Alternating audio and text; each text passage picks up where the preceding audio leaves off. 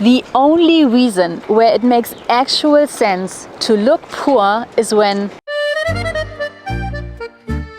So I have seen a trend here on YouTube with the videos about how you should look poor, and that it's important to look poor, and that also rich people try to look poor. And I find this very problematic for several different reasons. So here are my thoughts. Hi, if you're new here, I'm Sophia, I'm a doctor from Germany, and I love to talk about money and building wealth. And this beautiful background you see here is Lago di Como. So what better place to talk about this than here? Alright, let's start with the dangers. Now, danger number one is just by choosing the words looking poor, you identify with being poor. And that is a problem or a danger, because your identity is what determines your reality. James Clear stated this nicely in his book Atomic Habits. He says that when we want to change something about our situation, we can do that on 3 different levels. The first level, like the outer level, is outcome. So that would be to simply set a goal, for example, the goal to build wealth. The next level, deeper level, is process. So that would be in order to build wealth, to have the process of saving and investing continuously, which is what I talk about here on this channel. And the third level, and also the deepest and most efficient level, is our identity.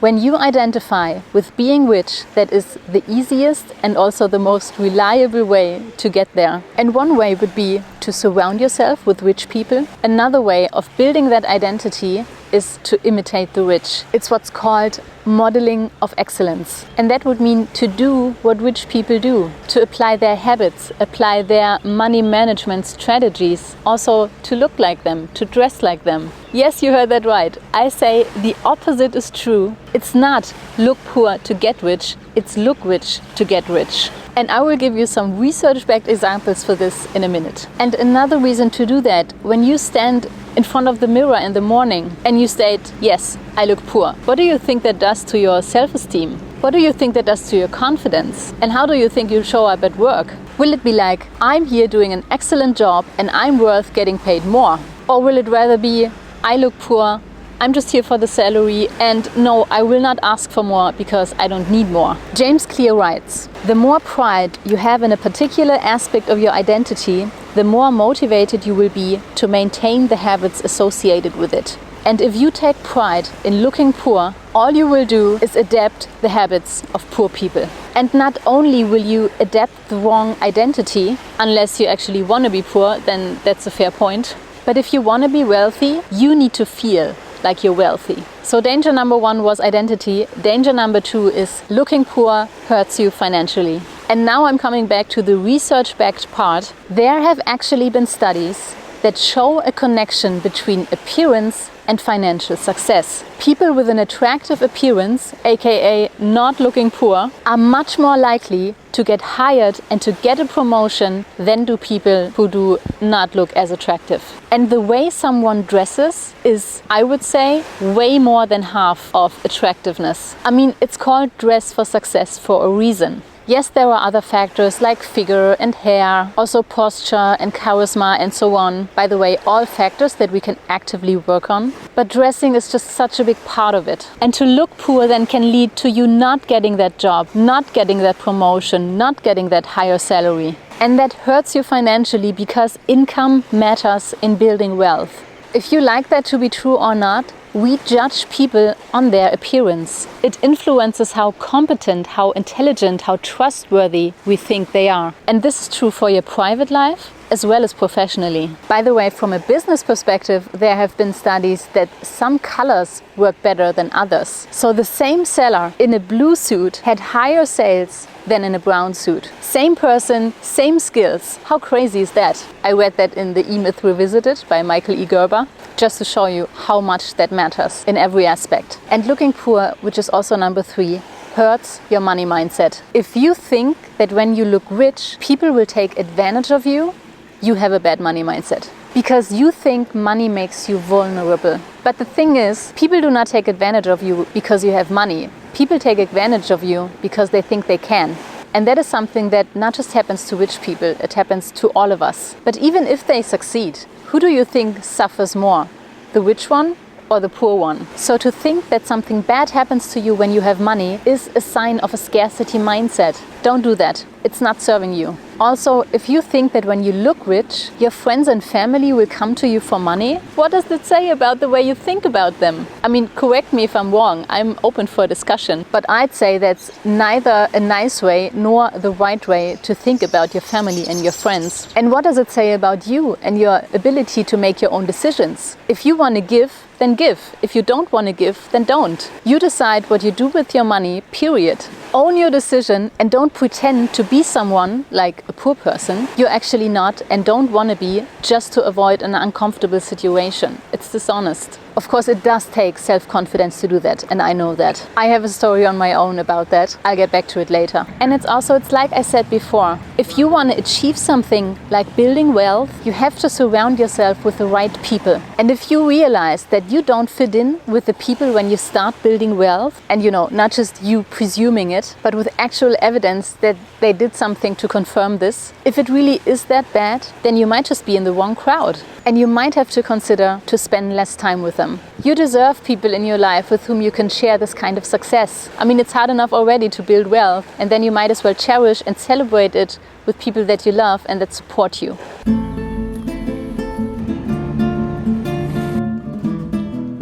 Another sign of a scarcity mindset is to think in the terms of either or. Looking rich doesn't always equal being poor or having bought it on credit. Are there people who, in your eyes, do look rich and they actually are poor and bought it all on credit? Yes, there are. And are there people who look rich in your eyes and actually are rich? Of course there are.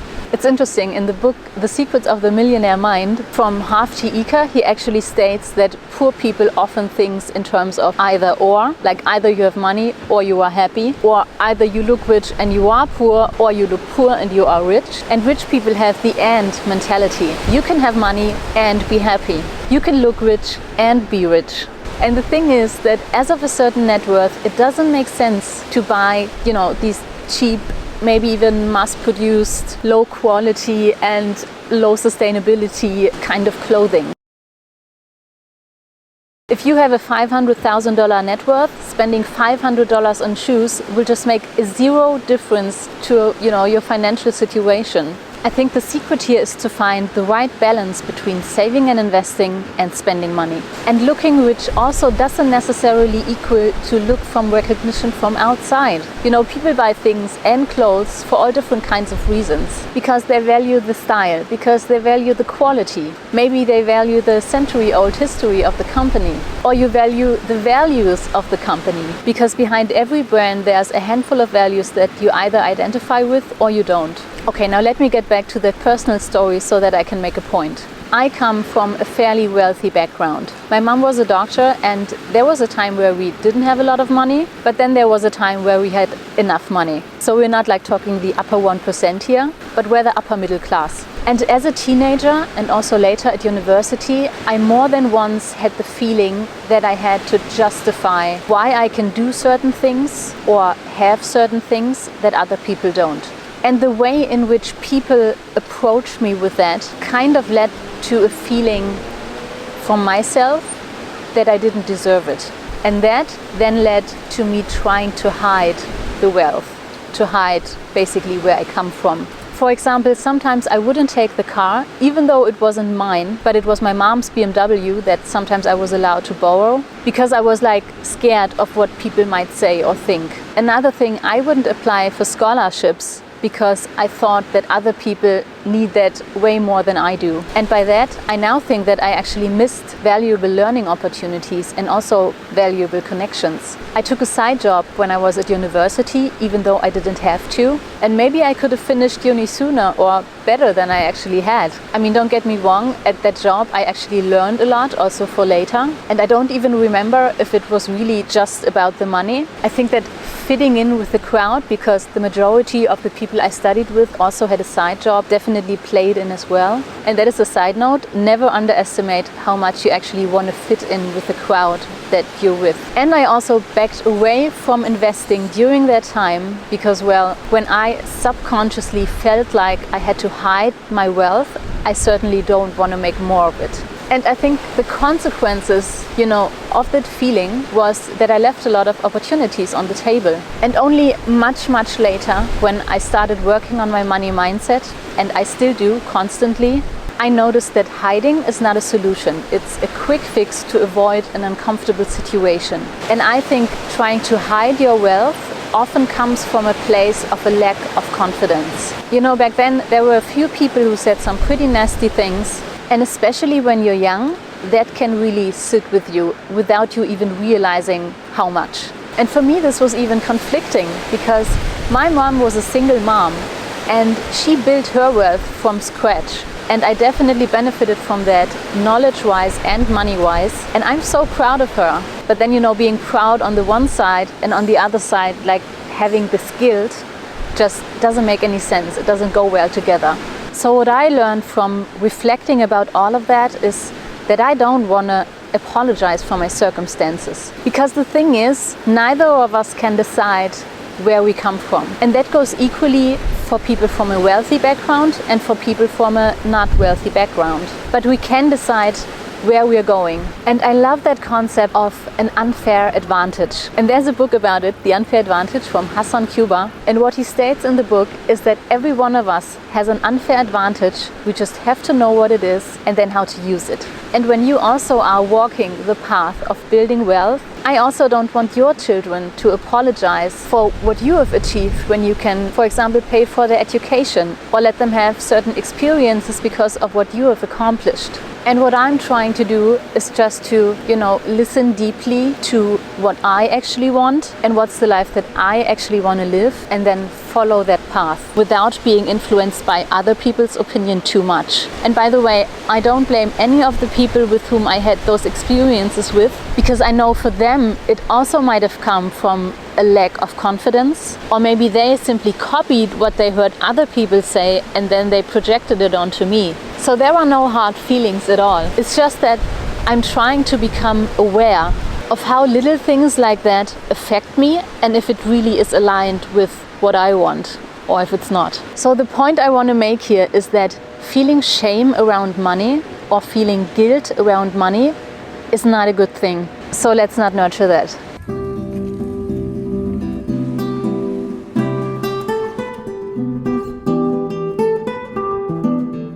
Now let's talk clothing. And I was thinking, what does it even mean to look poor? Someone can wear a white shirt and a chino and a pair of sneakers, and this outfit can cost $50 or it can cost $5,000. Can you tell the difference? At the same time, someone can wear all the logos. It can be real, like from the real brand, or it can be fake. So overall, I think there's two components to clothing, and that is style and brands. Let's start with style. Now, in my opinion, just because someone is wearing jeans and a shirt, it doesn't mean they look poor. It means that they're dressed casual. And I think that's an important distinction. Let's take, for example, Mark Zuckerberg, who is often cited in discussions like this. Now, if he shows up casual to his tech company, this can have 100 million different reasons. Maybe he just feels comfortable in casual clothes. Maybe he wants to make it easy for his employees to also show up casually dressed and feel comfortable and do better work. Or maybe he wants to make it easier for his employees to approach him. Other people don't want to make the decision of what to wear every day. Steve Jobs, for example, has worn the same outfit every day because every decision takes mental energy. And he rather wanted to concentrate all that energy into the business instead of, deciding on what to wear each day. And you will hear that from other business people as well. Also that they put out their clothes the evening before, just that they don't waste the energy, the decision energy in the morning. And all of those examples I just mentioned, they are strategic decisions. Now, another part of this style component is that clothing forms groups. You wear a certain style or also certain brands because you identify and want to fit in with a certain group. If I were to show up at a hip-hop event in my silk blouse and my ballerinas, people would look at me like, okay, who are you and what are you doing here? You see, this is not just about being poor or being rich. This has so many different angles and perspectives and identities. So it does make sense to think about who you want to fit in with, which then again relates to this identity thing. And in tech, this casual look maybe at that time was like a rebellion against the corporate style. So when you show up in a suit at a tech company, maybe that's even a disadvantage. I mean, I don't really know. I never applied to a tech company, but you get the picture. On the other hand, if you show up casual at an investment bank, not good. Because as an employee, you become the presenter of the company. And if they feel that you cannot represent their company in the right way, this can hurt your career. And even though Warren Buffett prides himself with living modest, I've never seen this man without a suit. So that's one function of clothing, fitting in with a certain group, professionally as well as in your private life. Another thing is, and I personally think that's so important, it's how you feel in your clothes. I don't want you to feel poor in your clothes, no matter what they cost. I want you to feel elegant, beautiful, confident, cool, avant-garde, whatever it is you want to feel like. But life's just too short to feel anything less than something good in your clothes. And I think the way you can find out how you actually feel in your clothes is how you talk about them. If you catch yourself saying or thinking, this is just an old t-shirt that I got 10 years ago on sale, this can be a hint that maybe it's time to get rid of it. And then the other component of clothing are brands. And I think it's a huge, huge advantage of this fast fashion world that we live in, that you can look absolutely stylish, whatever style it is you're going for, without breaking the bank. So all of this we've talked about up until now doesn't even have to do with brands. Now, will people staying regularly at 5-star hotels wear different brands than people who regularly stay at motels? I hope so, because there's a season for everything. Now, usually I say you can do with your money whatever you want, but if a multi-millionaire still buys t-shirts for $5, I would probably say, let's talk about your money mindset. And if someone with a negative net worth would buy t-shirts for $500, I would say, let's talk about your money mindset and your financial goals. Because I think the relation is just wrong in both cases. Now, to find a good relation, I read an article that defined the levels of wealth on how much you can spend without it affecting your net worth. And the threshold he used was 0.01%. So a buying decision you're making about 0.01% of your net worth is something you don't even have to think about that much, because it doesn't affect your overall financial situation. And that is also the reason why when you are at places like here, Lago di Como, or Monaco, or Zurich, or London, or whatever else location has many rich people, you will notice that it's just normal to wear certain brands. And it's not to look rich, it's not to show off, it's not judging other people what they are wearing or not wearing, it's just normal. And also what people call stealth wealth is not, if that's one part of it, is not about hiding wealth. It's about caring about the quality, it's about caring about the design. And I think it's also caring about the service, because of course the service at, I don't know, Dior will be different than the service at Zara. And then this obsession about logos. I mean, I don't get it. Wearing one logo is bad, but then wearing another logo is good. That's just different sides of the same coin. And then, I don't know if you remember, I remember there was a time where wearing a logo just wasn't in, so no brand would put logos on their clothes. And then there came a time where it was in, and all the brands put logos on their clothes. So it's just a trend thing. And what I don't like about this whole discussion is all the judgment that comes with it. Like, this person is wearing logo X, that means doo-doo-dum. But the truth is, we don't really know what it means. It can mean so many different things. So the only thing I will judge, okay, I'm not sure. Will I judge that? Well, I personally, but that is a personal thing, I have a problem with fake stuff. And that particularly became evident when I was traveling to Southeast Asia, and it was right before the Football World Cup. And we were standing on one of those huge fake markets, and for a split second I was thinking about getting one of those German football team tricot t-shirts. And I was standing there looking at those shirts, and I remember that I really was shocked about the obvious theft of intellectual property, because it looked completely the same, it just didn't feel the same. And I couldn't even bring myself to buy a fake Adidas football sports t-shirt. And I think if you buy things that are that kind of fake, it means that you care about the name, but you don't care about the quality and everything else that comes with it, that comes with the brand. And I mean, also it's illegal. Here in Europe, it's illegal. And this has other consequences as well, like less regulations when it comes to the production of those things like child labor. But there also is a list of things that I agree with. Now, there are rich people who are actually cheap, and this might have been the reason why they build their wealth faster. If it still serves them when they have achieved their goal, I think that's another question. Of course, I 100% agree with you not spending loads of money on clothes and on cars and on accessories with money that you don't have.